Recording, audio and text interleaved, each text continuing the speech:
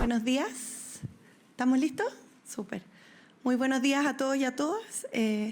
Partimos este lunes con el presidente Gabriel Boric en gira presidencial. Es realmente un orgullo ver cómo Chile es recibido en el mundo, en este caso con reuniones que se tuvieron con el primer ministro de Japón y en la Expo Osaka, lo que nos permite seguir profundizando una agenda bilateral que sin duda es extremadamente importante. Hay que recordar que Japón es el primer inversor de Asia en Chile, es un socio estratégico con quien compartimos valores que son culturales, científicos, basados en la cooperación mutua y que sin duda esta gira, esta visita del presidente Gabriel Boric va a permitir profundizar.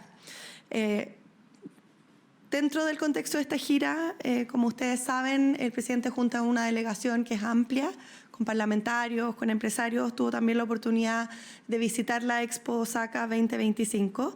Esta exposición es una oportunidad para potenciar nuestros lazos con Asia, que es sin duda una región esencial en el ejercicio y en el esfuerzo de diversificación de nuestro comercio que hemos hecho en los últimos años, ¿verdad?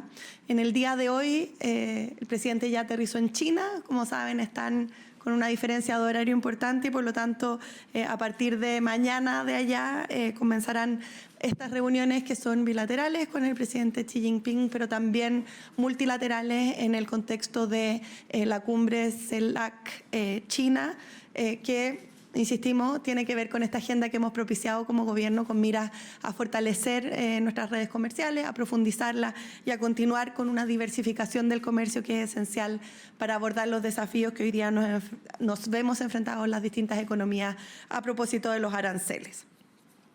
Junto con esto, y a nivel ahora nacional, ¿verdad?, el gobierno sigue trabajando por profundizar agendas, por implementar materias, por cumplir compromisos que son fundamentales, con algunas buenas noticias en distintos ámbitos. En la primera, y a propósito de las emergencias, ¿verdad?, emergencias que todos sabemos nos acompañan de manera, yo diría, casi permanente. El Ministerio de Transporte esta semana, va a presentar una nueva plataforma digital que va a permitir optimizar las respuestas en materia de logística para la distribución de ayuda en el caso de emergencias. Las emergencias nos van a seguir acompañando, es el país que somos, pero la preparación con la que nos las enfrentamos y la capacidad de respuesta del gobierno es algo que hemos querido profundizar y avanzar en esta administración, y esta plataforma logística sin duda será un gran apoyo para aquello. Junto con eso, seguimos avanzando en la meta de alcanzar los 100 centros de cuidado durante nuestro gobierno, esta vez con la inauguración del Centro Comunitario de Cuidado de los Lagos. Esta es una agenda esencial para cuidadores y cuidadoras y, por cierto, una muy buena noticia para esta región. Asimismo, continuamos con la campaña de vacunación. A la fecha existen más de 6,5 millones de personas que ya han recibido la vacuna para la influenza. Eso es una buena noticia, pero el llamado que hacemos es a continuar con este proceso de vacunación. Cuando nos vacunamos nos protegemos a nosotros mismos, pero también a nuestro entorno, y es por eso que es fundamental y continuamos el llamado a todas las personas a continuar con las vacunas. Y por último, y volviendo un poquitito a lo internacional, en materia de ciencia y tecnología tenemos buenas noticias esta semana. Después de un proceso que duró un poco más de un año de evaluación de la madurez de nuestra industria, de nuestra ciencia, de la madurez política con la que enfrentamos los desafíos científicos tecnológicos, se aprobó finalmente el ingreso de Chile al CERN. CERN, como ustedes saben, es el gran acelerador de partículas, un lugar donde se desarrolla mucha ciencia, donde se desarrolla mucha tecnología y donde es un grupo específico de países que participan como miembros asociados. La postulación de Chile fue finalmente aprobada y durante los últimos días de esta semana estaremos también con una pequeña delegación firmando este acuerdo en Ginebra para luego presentar el proyecto de ley al Congreso que da por finalizado este proceso y que nos va a permitir durante este periodo de gobierno materializar el ingreso de Chile a esta importante agrupación y asociación científica internacional. Así que, como ven, una semana cargada en la agenda internacional, con un presidente desplegado en Asia, profundizando lazos comerciales, mostrando los buenos desarrollos que tiene nuestro país en materia comercial, industrial, cultural y científica. Y a nivel nacional seguimos avanzando en estas agendas que sabemos son fundamentales para mejorar la calidad de vida de los chilenos y chilenas. Supongo que tenemos preguntas. Ministra, buenos días. Buenos días. Yo quería consultar por unas declaraciones que entregó el asesor económico del candidato presidencial Johannes Kaiser, Víctor Espinosa, en torno a que Codelco debe pasar a tener mayoría de participación privada. ¿Cómo observan esta propuesta? ¿Mayoría de participación privada? Participación privada. ¿Están seguros que dijo ello? Me sorprendería pensando que Codelco es la principal empresa del Estado. Los chilenos y chilenas sabemos que es el sueldo de nuestra patria. Me sorprendería que un candidato presidencial propusiera algo de esa naturaleza, que sería, por supuesto, demostrar algún grado de desconfianza con esta empresa que es de todos los chilenos y chilenas.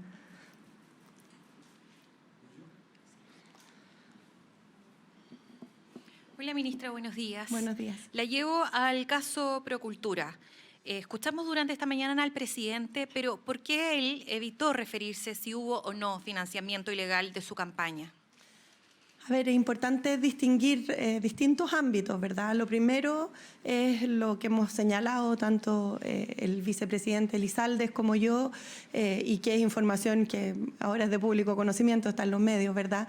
Que es que el presidente Gabriel Boric no tiene absolutamente ningún vínculo con esta causa, ni siquiera aparece en calidad de testigo. Es más, el propio juzgado de garantía no una, sino que 2 veces rechazó la solicitud de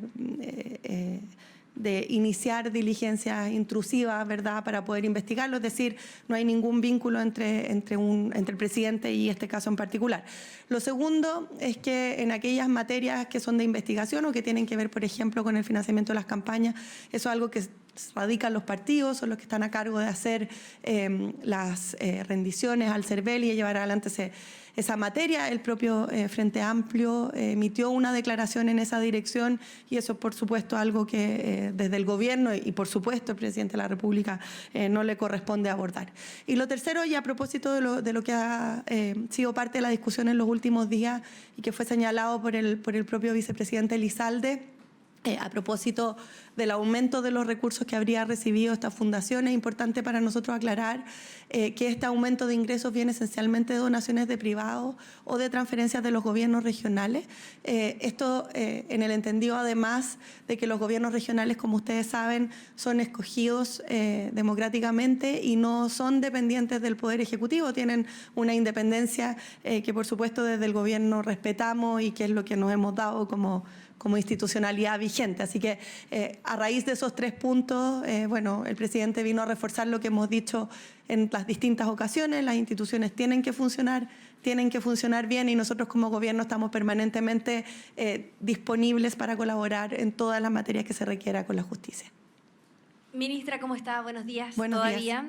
Bueno, ¿qué se puede decir frente a esta conversación entre la representante legal de Procultura con, entre comillas, Lucía, en donde dicen que Alberto Larraín no devolverá el dinero porque gastó todo en la campaña del presidente de la República? ¿Cómo enfrenta el gobierno el posible financiamiento irregular de la política, considerando que el Frente Amplio llega con un discurso en donde dicen que vienen a cambiar la política, que tienen una escala de valores distintos, que se le responde a la ciudadanía al respecto? Y junto con ello, ¿creen que la desaprobación del presidente, que alcanza un máximo histórico de un 70%, viene de la mano con esta situación? A ver, respecto del punto específico del financiamiento, el propio Frente Amplio ya emitió una declaración y no nos corresponde a nosotros referirnos a esa materia porque no es algo que sea resorte del Ejecutivo. Ahora, dicho eso, también, y lo hemos dicho en otras oportunidades, las filtraciones tienen que ser observadas y leídas con todo el cuidado que se requiere, ¿verdad? Porque son en el contexto de investigaciones donde todavía no existe un pronunciamiento de parte de la justicia.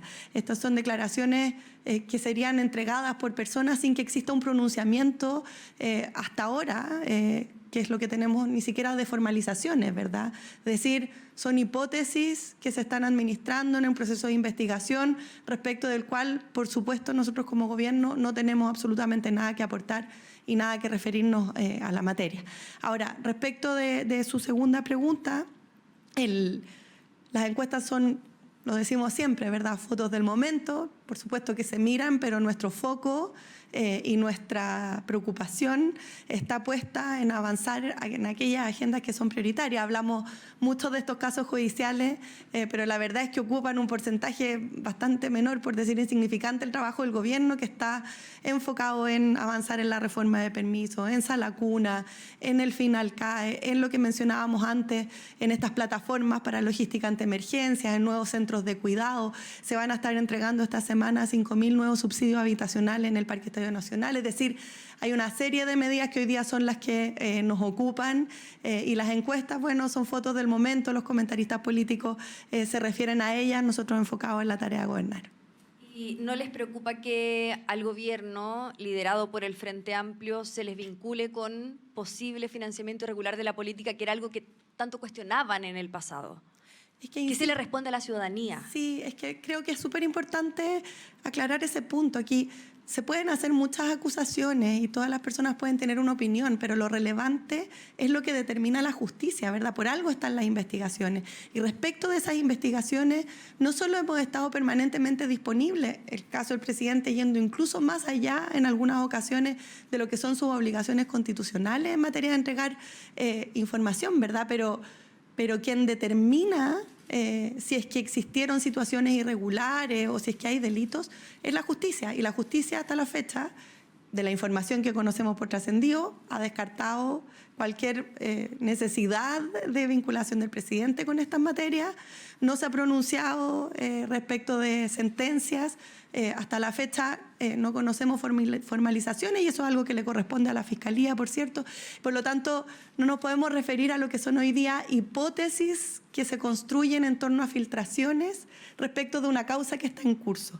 Nosotros estamos enfocados en seguir gobernando y que las instituciones hagan su trabajo. Y ese trabajo consiste en llevar adelante las investigaciones, llegar a puerto, ojalá tempranamente con sanciones. Y si es que ocurrieron ilícitos de cualquier naturaleza, por supuesto que se persigan y que se hagan valer las responsabilidades. Y ahí se hace la distinción en que son casos particulares.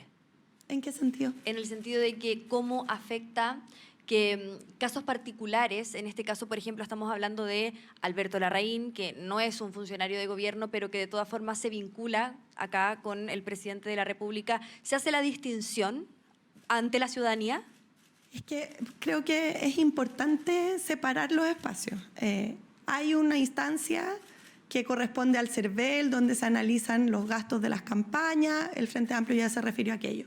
Hay otro ámbito que es el ámbito de la investigación, donde hasta la fecha no conocemos de formalizaciones ni de notificaciones de ninguna naturaleza.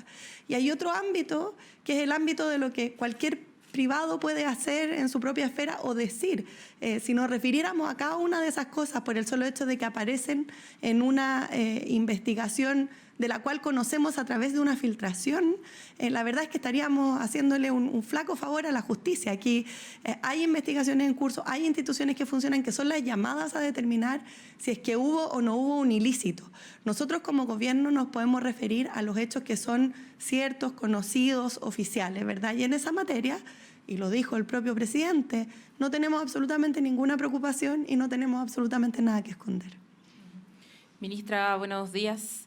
Quería devolverla a la declaración del Frente Amplio y esta acusación que hace de espionaje, no para requerirla por la valoración de la misma, ni tampoco si el Ejecutivo adscribe o no adscribe a esta postura, sino que preguntarle si es que el Gobierno tiene claro o tiene una posición jurídica respecto a si esto constituye espionaje o no, o si es ilegal la escucha telefónica o no de esta conversación, considerando que la escucha se hace a Josefina Uneus y no al presidente, si es que tiene la convicción o claro o despejado si es que es ilegal o no esa interceptación telefónica, preguntarle también si es que considera que la misma es grave, como hace poco lo dijo, la acusación de espionaje es grave, como hace poco lo dijo el ministro de Justicia, Jaime Gajardo.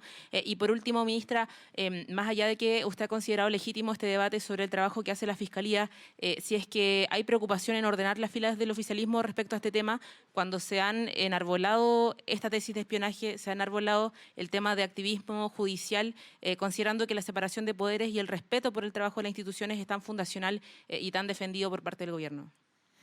A ver, creo que hay varias partes en su pregunta, voy a tratar de abordarlas todas. La primera es que la legalidad o ilegalidad de una diligencia de investigación la tiene que determinar la propia justicia. Y hasta ahora, y este es el entendido que creo que tenemos todos, salió en la propia prensa, hay una acción y un recurso que se está viendo en sede judicial precisamente para determinar aquello, y nosotros como Ejecutivo no nos compete ningún rol en ese proceso, simplemente lo observamos igual como lo observan ustedes o cualquier otro. Eso es lo primero. Lo segundo es que, y esto es importante como comprenderlo, aunque pueda sonar un poco largo, ¿verdad? La democracia funciona en torno al rol que cumplen las distintas instituciones y los distintos actores políticos. Y esos roles están basados en la independencia de los poderes y en los controles cruzados, ¿verdad? Y así como el poder legislativo, la Cámara de Diputados en particular, fiscaliza al Ejecutivo, y de hecho muchas veces ocurre que los ministros somos citados a las comisiones y tenemos que explicar las razones de por qué hacemos o dejamos de hacer cosas. Al Ejecutivo no le compete la fiscalización de otros poderes del Estado y por lo tanto, como Ejecutivo, no nos corresponde emitir opiniones respecto del actuar de los otros. Dicho eso, hay una discusión que es amplia y que yo creo que tiene que estar siempre presente en una sociedad, que es cómo vamos fortaleciendo nuestra democracia y cómo estos balances de poderes y controles cruzados funcionan o no funcionan. Esa discusión es una discusión que, de nuevo, se tiene que dar en sede de la discusión pública en general, tendrán un rol las universidades, los analistas políticos, el Ejecutivo, y nosotros lo que nos corresponde es gobernar, administrar el Estado y por lo tanto avanzar en aquellas materias que, bueno, yo ya les he mencionado en distintas ocasiones. Y es por eso que no nos referimos a aquellas materias. Los partidos, por su parte, son quienes en muchos casos conducen la discusión política y parte de su función es precisamente poner puntos, llevar adelante esa discusión, generar un debate que es el debate de la política y que les corresponde a ellos dar. Y es por eso que a cada quien lo que le corresponde y lo que le compete. A nosotros como Ejecutivo, lo ha dicho el presidente, lo hemos dicho las distintas autoridades, lo que nos importa es que las instituciones funcionen, que funcionen bien y que en caso de temas que atañen al Ejecutivo existe información clara respecto de cuál es el rol que nos compete, que en este caso es ninguno. Ministra, en paralelo a los últimos antecedentes que hemos conocido del caso Procultura, está el caso Democracia Viva. ¿Les preocupa que Procultura esté ligado al Frente Amplio y que justamente hoy día haya una diputada del Frente Amplio, se entiende que está desaforada, que salió también, enfrentando a la justicia por un caso de corrupción? Voy a insistir con la misma línea. Estos son casos y procesos judiciales que se tienen que ver en sede judicial, donde a nosotros no nos compete ni comentar, ni aprobar, ni desaprobar lo que los tribunales de justicia decidan o lo que la Fiscalía disponga como líneas de investigación. Y respecto de los específicos de los partidos, yo soy vocera de gobierno, independiente de mi militancia, y por lo tanto es a los partidos a quien les corresponde comentar aquellas situaciones.